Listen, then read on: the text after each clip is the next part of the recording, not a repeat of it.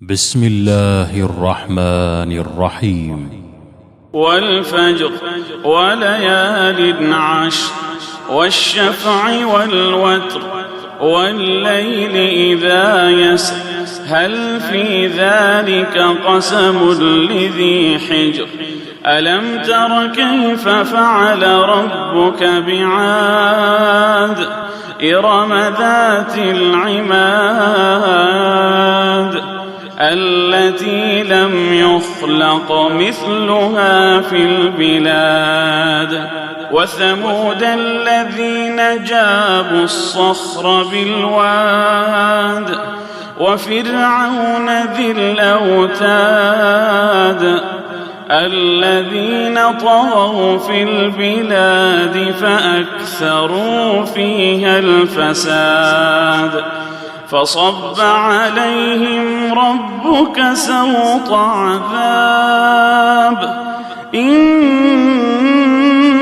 ربك لبالمرصاد فأما الإنسان إذا ما ابتلاه ربه فأكرمه ونعمه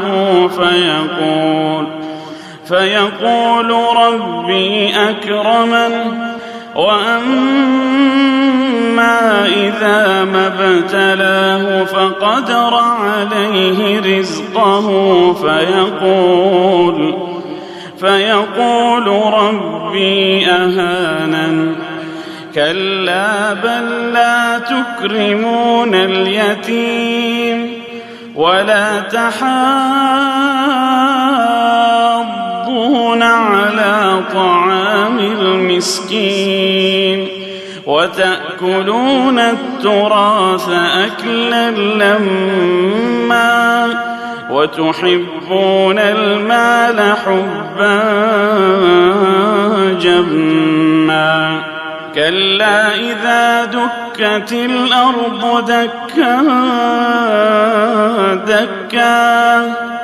وجاء ربك والملك صفا صفا وجيء يومئذ بجهنم يومئذ يتذكر الإنسان وأنى له الذكرى يقول يا ليتني قدمت لحياتي فيومئذ لا يعذب عذابه أحد ولا يوثق وثاقه أحد يا أيتها النفس المطمئنة ارجعي إلى ربك راضية مرضية فادخلي في عبادي وادخلي جنتي.